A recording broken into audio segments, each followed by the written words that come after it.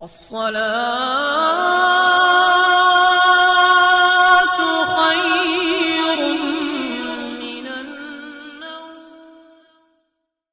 السلام علیکم ورحمۃ اللہ وبرکاتہ.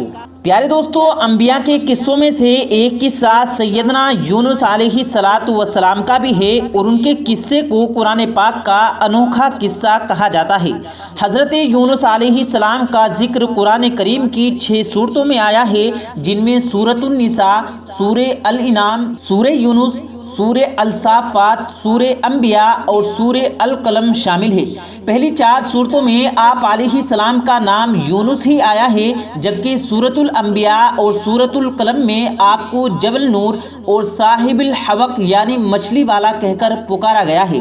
روایت کے مطابق آپ علیہ السلام کا زمانہ نبوت تقریباً 800 قبل مسیح کا ہے.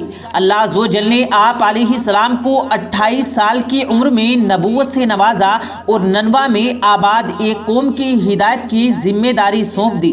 ننوا کا شہر اس زمانے میں اپنے عروج پر تھا اور وہاں کی آبادی 1 لاکھ سے زیادہ تھی. قرآن کریم کی سورہ میں اللہ تعالیٰ نے ارشاد فرمایا ہے، اور یونس کو 1 لاکھ یا اس سے زیادہ لوگوں کی طرف پیغمبر بنا کر بھیجا. جب حضرت یونس علیہ السلام کو نینوا میں پیغمبر بنا کر بھیجا گیا تو اس وقت وہ لوگ شرک اور کفر میں مبتلا تھے. حضرت یونس علیہ السلام نے لوگوں کو ایمان لانے اور بت پرستی چھوڑنے کا حکم دیا، مگر ان کی قوم نے انہیں جھوٹا کہنا شروع کر دیا اور ایمان لانے سے بھی انکار کر دیا. اس پر حضرت یونس علیہ السلام نے اعلان کیا کہ 3 دن میں تم لوگوں پر اللہ تعالیٰ کا عذاب آنے والا ہے، اور یہی سے آپ علیہ السلام کی آزمائش کا وقت شروع ہوا.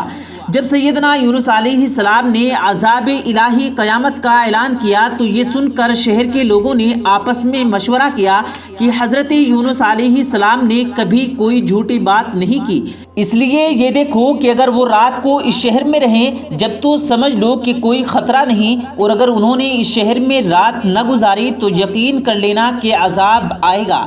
پھر ایسا ہی ہوا، اور حضرت یونس علیہ السلام شہر چھوڑ کر چلے گئے، اور صبح ہوتے ہی اہل ننوا کے سروں پر اللہ عز و جل کا عذاب منڈلانے لگا. اللہ تعالیٰ کی طرف سے بادل کی شکل کا ایک سیاہ دھواں شہر کے چاروں طرف پھیل گیا. جب انہوں نے آسمان کے اوپر یہ منظر دیکھا تو گھبرا گئے اور خوف کے مارے حضرت یونس علیہ السلام کو ڈھونڈنے لگے تاکہ ان کی بات مان لیں اور ان پر ایمان لا کر اس عذاب سے بچ سکیں.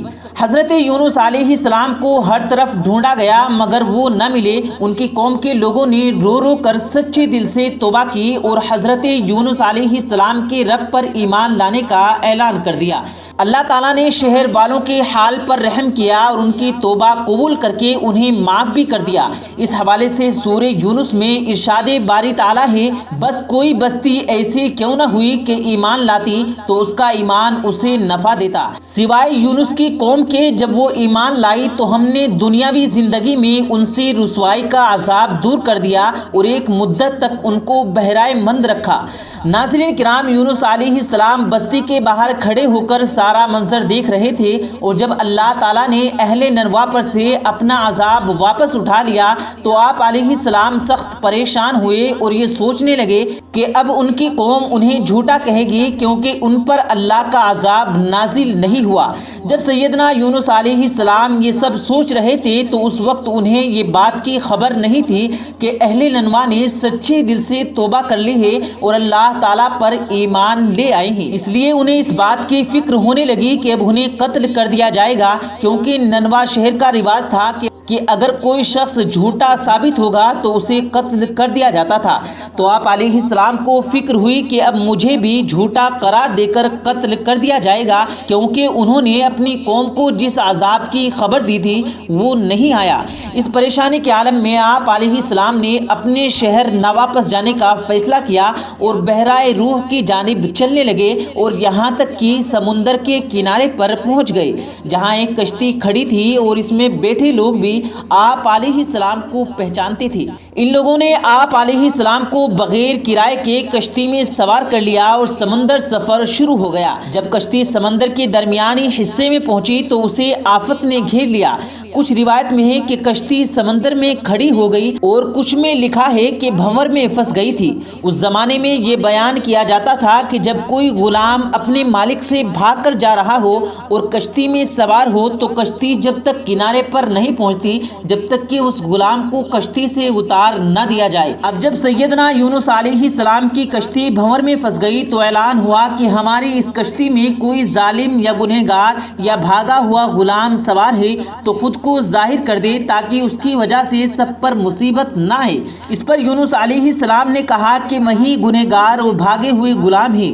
انہوں نے ایسا اس لیے کہا کہ وہ اپنے شہر سے اس خوف سے نکلے تھے کہ انہیں قتل کر دیا جائے گا۔ اللہ تعالیٰ کے حکم کے بنا اپنے شہر کو چھوڑنے کا فیصلہ سیدنا یونس علیہ السلام نے گناہ سمجھا اور کہا کہ مجھے سمندر میں ڈال دو تاکہ تم لوگ بچ جاؤ۔ کشتی والوں نے آپ علیہ السلام کے احترام میں ایسا مناسب نہ سمجھا اور فیصلہ کیا کہ قرعہ اندازی میں جس کا نام نکلے گا اسے سمندر میں پھینکا جائے گا۔ جب قرعہ اندازی ہوئی تو اس میں بھی آپ علیہ السلام کا نام ہی نکلا، جس پر کشتی میں سوار لوگوں نے بار بار قرعہ اندازی کی تاکہ آپ علیہ السلام کو بچایا جا سکے، لیکن ہر مرتبہ سیدنا یونس علیہ السلام کا نام نکلتا رہا۔ قرآن کریم کی سورہ الصافات میں اس قرعہ اندازی کا ذکر کیا گیا ہے۔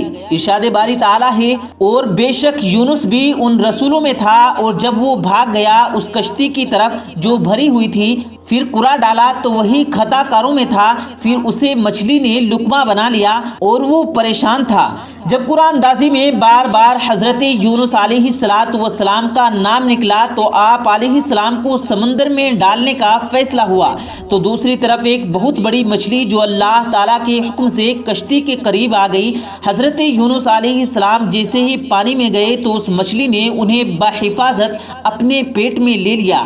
مچھلی کے پیٹ میں قید ہونا اصل میں سیدنا یونس علیہ السلام پر اللہ کا ایک امتحان تھا۔ سورہ الانبیاء میں اللہ تعالیٰ کا ارشاد ہے کہ اور مچھلی والوں کو بھی ہم نے نوازا، یاد کرو جب وہ بگڑ کر چلا گیا تھا اور سمجھا تھا کہ ہم اس پر گرفت کریں گے۔ دوسری طرف مچھلی کے پیٹ میں جانے کے بعد حضرت یونس علیہ السلام نے سمجھا کہ وہ مر چکے ہیں، لیکن جب انہوں نے اپنے پاؤں پھیلائے تو انہیں احساس ہوا کہ وہ زندہ ہیں۔ انہیں اپنی غلطی کا احساس اسی وقت ہو گیا تھا جب کشتی بھنور میں پھنسی تھی۔ اب جب آپ علیہ السلام مچھلی کے پیٹ میں قید ہو گئے تو اللہ عز و جل کی بارگاہ میں اپنی ندامت کا اظہار کیا اور توبہ کی۔ سیدنا یونس علیہ السلام کا قصور یہ تھا کہ جب انہوں نے اپنی قوم کو عذاب الہی کی خبر دے دی تو اللہ تعالیٰ کے حکم کے بغیر ہی انہوں نے اپنے شہر کو چھوڑ دیا۔ اس پر اللہ تعالیٰ نے آپ علیہ السلام کو مچھلی کے پیٹ میں قید کیا۔ حضرت عبداللہ بن مسعود نے فرمایا کہ جب حضرت یونس علیہ السلام اس مچھلی کے پیٹ میں 40 روز رہے، یہ انہیں زمین کی تہ تک لے جاتی اور دور دراز کی مسافتوں میں پھراتی رہی۔ بعض روایات میں 7 دنوں کا ذکر ہے اور بعض میں 5، اور کچھ ایک روایات میں حضرت یونس علیہ السلام کی مچھلی کے پیٹ میں رہنے کی مدت چند گھنٹے لکھی گئی ہے۔ ناظرین، مچھلی کے پیٹ میں حضرت یونس علیہ السلام نے اللہ سے دعا کی۔ اس وقت آپ علیہ السلام نے جو دعا کی اس کا ذکر قرآن حکیم میں سورۃ الانبیاء میں آیا ہے۔ ارشاد باری تعالیٰ ہے کہ آ کر اس نے تاریکیوں میں پکارا، نہیں ہے کوئی خدا مگر تو پاک ہے تیری ذات، بے شک میں نے قصور کیا۔ جب سیدنا یونس علیہ السلام نے دعا کی تو آپ علیہ السلام کی اللہ تعالیٰ نے مچھلی کے پیٹ سے رہا کر دیا اور مچھلی کو حکم دیا کہ آپ علیہ السلام کو بحفاظت کنارے پر چھوڑ دے۔ پھر مچھلی نے سیدنا یونس علیہ السلام کو ایک وشن جگہ پر چھوڑ دیا جہاں نہ کوئی درخت تھا اور نہ ہی سبزہ، اور حضرت یونس علیہ السلام بے حد کمزور ہو چکے تھے، اور اس وقت اللہ تعالیٰ نے ان کی مدد کی اور ان کے قریب ایک کدو کی بیل اگا دی تاکہ اس کے پتے آپ علیہ السلام پر سایہ کریں، اور ایک جنگلی بکری صبح شام اللہ کے حکم پر آپ علیہ السلام کو اپنا دودھ پلاتی تھی۔ جب آپ کے اندر کچھ توانائی آئی، کچھ طاقت آئی تو آپ اپنی قوم کے پاس چلے گئے جہاں سب لوگ آپ پر ایمان لے آئے۔